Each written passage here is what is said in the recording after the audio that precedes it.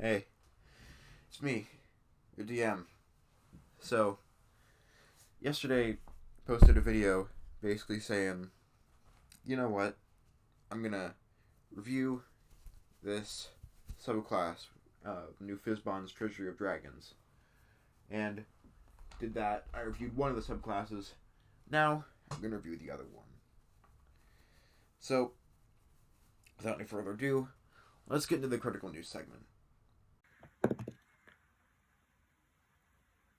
Alright, the Drakewarden, the subclass for the Ranger. Let's see. Character natural dragons. Basically, Drakewardens have a pet dragon. Buying your share Drake. Because of the empowering presence, you can find it. So, third level Drakewarden. You gain thaumaturgy. You also learn to speak, read, and write Draconic. And then, as an action, you can magically summon the Drake companion that is bound to you. Appears within 30 feet of an unoccupied space of your choice. Drake is friendly to you and your companions and obeys your commands. Basically, it's like small dragon familiar. You can see right here. You need to bring in a train. There we go. This is the thing for the Drake companion. Has 14 plus proficiency bonus armor class. And 5 plus 5 times ranger level hit points. 40-foot speed. So it has Draconic Essence.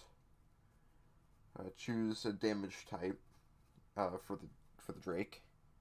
Then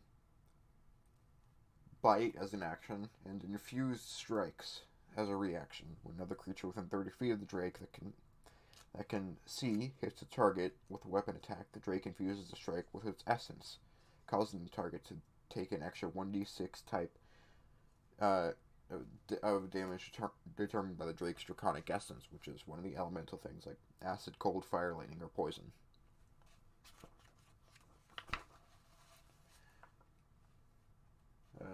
Drake range.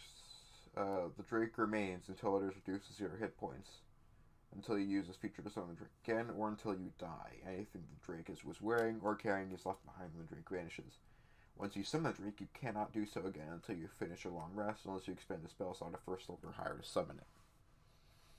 So, you can summon the Drake for free once per long rest, but after that, you have to use a spell slot of first level or higher to summon the Drake.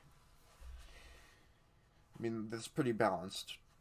I would, yeah, I think that's a fair trade-off. Like, Rangers don't get a lot of spell slots, but then again, when are you in combat more than one time during a session? Bond of Fang and Scale. The bond you share with your Drake intensifies, protecting you and stoking the Drake's fury. So basically, at 7th level, your Drake gets wings, and now you can ride it, because it is increased to medium size. And its Fang is now a magic attack. Yeah. And you gain resistance to the damage type of the Drake's Draconic Essence. So, for example, if you're fighting an Ice Mephit and you summon a Cold Drake, you gain resistance to cold damage. So, that would cancel out the Ice Mephit's attacks on you, but it would also make your Drake weaker. Because I think ice is an Ice Mephit resistant to cold damage?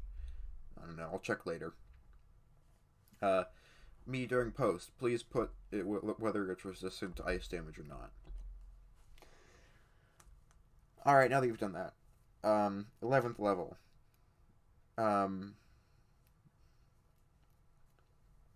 11th level, the ranger gets Dragon's Breath. 15th level. The bite tech, the empowered, so the bite attack that the Drake can do goes up from 1d6 to 2d6. Then the Drake grows to a large size, and when you ride on the Drake, it has a reduced flying speed because it has that extra thing. At 15th level, that doesn't really matter anymore. Equal to your proficiency bonus. If you or your Drake are getting attacked, you can use a reaction to be resistant to that attack. And you can use this a number of times equal to your proficiency bonus after you finish a long rest. Pretty cool. Yeah. That's the Drakewarden subclass. Anyway, moving on to homebrew highlights.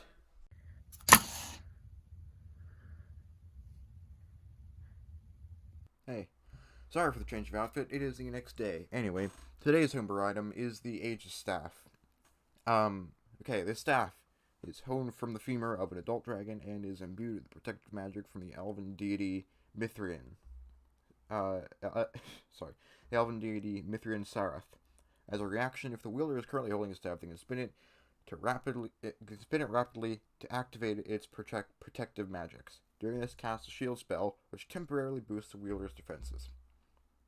Staff has 3 charges, means all expended charges each day at dawn. Proficiency of the quarterstaff allows you to add your proficiency bonus to the attack roll for any attack you make with it. Alright, so I like this weapon, especially for like low level monks. Like I think I've covered 2 weapons like this so far on this channel, one being the Catch These Hands wraps, which is in the first video, and the Aegis Staff right now. Because the Aegis Staff, low-level monks are proficient with quarterstaffs. All monks are. And low-level monks especially don't really have a lot of dodging or protective abilities. So I think giving them 3 charges of shield a day is pretty good, if I do say so myself. This can also be used at later levels, but it's more useful at the lower levels. Anyway, now on to DM tips.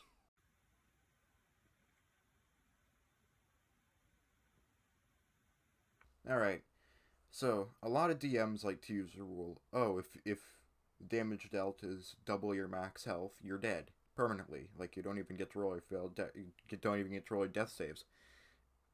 I think that rule's dumb. Like, sure, it adds tension or whatever, but it also makes things less fun for the players. Like, if you accidentally make your encounters unbalanced and you pit your level 1 party against 3 bugbears, and one of them just happens to land a crit, and one of them just happens to land a crit against your wizard, and roll the maximum number of damage on the dice, or pretty close to that. Like, most wizards at level 1 have like 8 HP. And, I don't know, I'm just using an example I've had from personal experience. Bugbears are pretty tough. So, if you just pit your party up against 3 bugbears, and one of them gets a crit against your wizard's done, and that player didn't have any fun, because they're level freaking 1. So either start your party at a higher level, or make it so that your characters can't die instantly. But I do have an exception to that rule, and that's if they're decapitated. But that situation will probably never come up in my campaign, so just don't instantly kill your players. It's not fun. Trust me. I know. Anyway, that's gonna wrap it up for this video. If you like what you saw, please like, comment, subscribe, all that stuff YouTubers tell you to do. And I'll see you in the next video. Bye.